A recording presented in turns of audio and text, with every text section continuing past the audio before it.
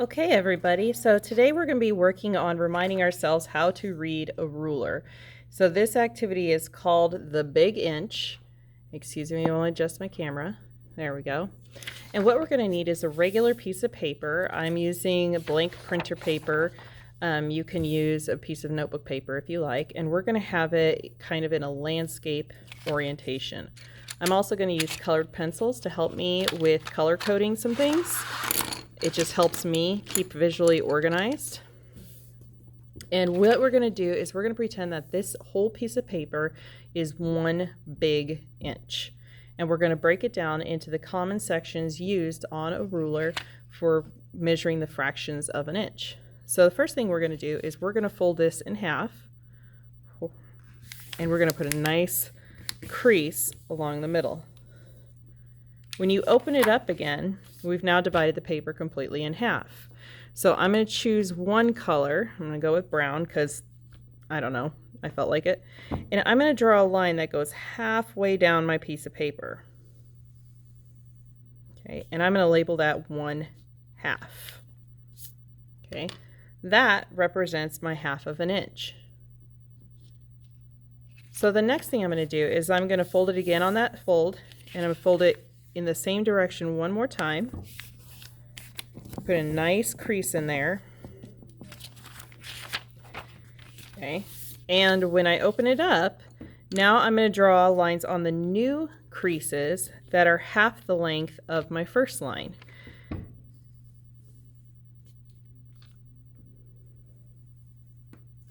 Okay, so now I've divided it into fourths. I'm going to label this 1/4, 2/4, and 3/4 inch. Okay.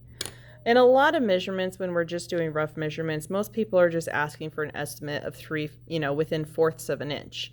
But for precision drafting, we're going to want to get down even more precise than that, even down to eighths, sixteenths, and on a rare occasion, 32nds of an inch. So let's keep folding. I'm folding it in half on the original two creases, and then I'm going to fold it in half again. I need a little extra leverage.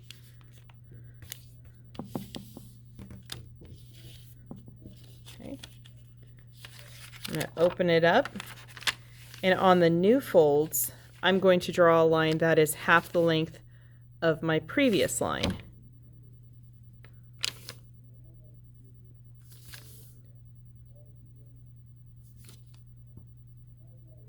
Those are going to represent my 1/8 inch measurements, so I'm going to also write those measurements.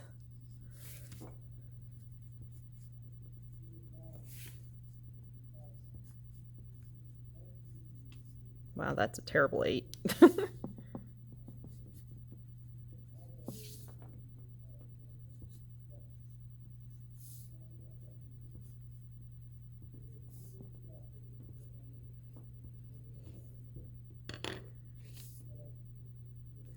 Finally, we're going to break it down one more time, and we're going to cut it down to 1/16 of an inch. So let's fold it on those creases one more time each way, and then we're going to fold it again.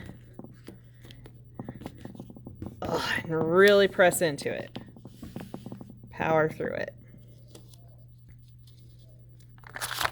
When you open it up this final time, you are going to draw your lines on the new creases half the length of the previous one, and those are going to be our 1/16 of an inch.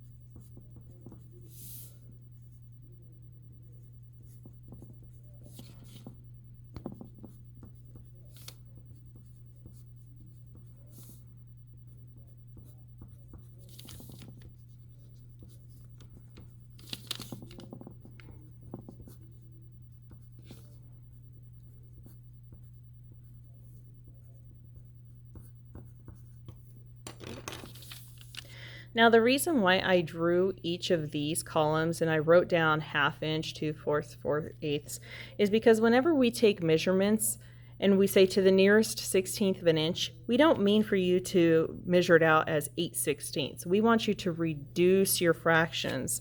So whenever you're taking those measurements, remember, you're going to take that and you're going to bring it down to the reduced fraction, okay, the smallest possible fraction on both ends, just for simplicity's sake, okay? It makes it a little bit more clear and easier to read. So instead of 4/8, we would report 1/2 inch. Instead of 14/16, that would be 7/8. So this was a quick review on the big inch, and please keep these in your notebooks so that you can reference them at any time.